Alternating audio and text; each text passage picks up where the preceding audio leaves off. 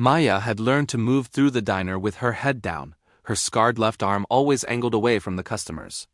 The burns traced from her wrist to her shoulder, a twisted landscape of pink and white tissue that made people uncomfortable. She'd gotten used to the stares, the whispers, even the occasional cruel comment. What she hadn't gotten used to was the laughter. It started on a Tuesday afternoon when a group of college students took the corner booth. Maya approached with her notepad, forcing the practiced smile she'd perfected over 3 years of waiting tables. One of the girls noticed her arm first, her eyes widening before she elbowed her friend. The giggling began as a ripple and grew into waves. Maya's face burned hotter than her scars ever had. But what happens next will leave you speechless, so stay with me until the end of this story. "What happened? You forget to take your pizza out of the oven?" one of them asked, and the table erupted. Maya's hand trembled as she wrote down their orders, her voice barely above a whisper. She'd survived an IED explosion in Kandahar, watched her convoy burn, pulled 2 soldiers from a Humvee before the ammunition cooked off. But somehow, this moment in a small-town diner felt like its own kind of warfare. She retreated to the kitchen, blinking back tears she'd sworn she wouldn't shed anymore. The psychiatrist at the VA had told her that healing wasn't linear, that some days would be harder than others. Today was one of those days.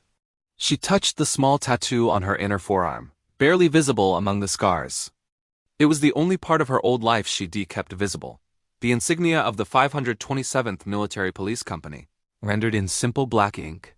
The lunch rush continued, and Maya moved mechanically through her shift, refilling coffee cups and delivering plates of meatloaf and mashed potatoes.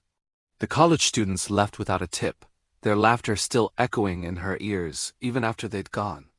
She was clearing their table when she heard a voice behind her. "If you're moved by Maya's strength, hit that like button and subscribe because we share stories of courage and redemption every week." "Excuse me, miss." Maya turned to find an older man, maybe in his 60s, standing near the counter. He wore a faded army jacket despite the summer heat, and his eyes held a kind of gravity that made her straighten her posture unconsciously. He gestured to an empty booth, and something in his manner made her follow him. "I saw your tattoo," he said quietly, once they were seated. "The 527th, I was with the 331st. We worked together outside Kandahar in 2011 and 2012. Maya's breath caught. She instinctively covered her arm, but the man shook his head gently. "I also saw those kids. Heard what they said." He paused, his jaw working as if he were chewing on words too heavy to speak easily. "My daughter came home from Iraq with scars too. Different kind, but just as real. She didn't make it past her 2nd year back." The diner seemed to fade away. Maya found herself looking into eyes that understood, really understood. The weight of carrying invisible wounds and visible ones. "I'm sorry," she managed. "Don't be sorry for surviving," he said. "That's what my Sarah would tell you. She'd tell you that every scar is a story, and every story matters." He reached into his jacket and pulled out a small card. "I run a veteran support group at the community center. Nothing fancy, just coffee and people who get it." Thursday nights. Maya took the card with shaking hands. She'd tried support groups before, sat in circles at the VA where everyone was supposed to share and heal together.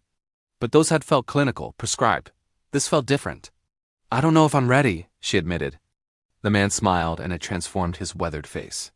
"Nobody ever is, but Sarah taught me something before she left us. She said that courage isn't about not being afraid.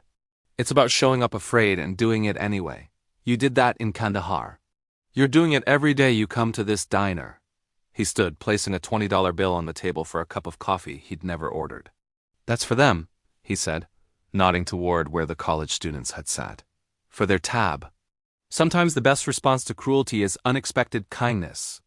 It confuses the hell out of them. After he left, Maya stood in the middle of the diner, the card clutched in her hand. She looked at her reflection in the chrome napkin holder, really looked at herself for the first time in months. The scars were still there, still visible, still a map of the worst day of her life.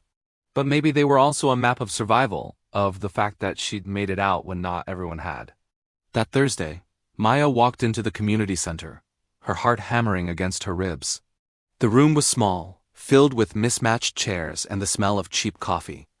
But when she entered, 6 faces turned toward her with recognition, not of her specifically, but of what she carried. The older man was there, and he smiled that transformative smile again. "Everyone, this is Maya," he said simply. She's one of us. And for the first time since coming home, Maya believed that maybe, just maybe, she could be. Her scars would always be part of her story, but they didn't have to be the whole story. She had survived, and survival was its own form of courage. In this room, with these people who understood both the visible and invisible battles, she finally felt like she could begin to live again. Maya's story reminds us that everyone we meet is fighting battles we know nothing about. The next time you see someone different, someone scarred, someone struggling, remember this story. Choose kindness. Choose understanding. Because your words have power, the power to break someone down or lift them up. If this story touched your heart, share it with someone who needs to hear it today. And if you or someone you love is a veteran struggling to find their way home, know that you're not alone. There are communities waiting to embrace you, just like Maya found hers. Drop a comment below telling us about a time when someone's unexpected kindness changed your life. Let's fill this space with hope, because the world needs more people who understand that our scars, visible or invisible, are proof that we survived, and survival is always worth celebrating.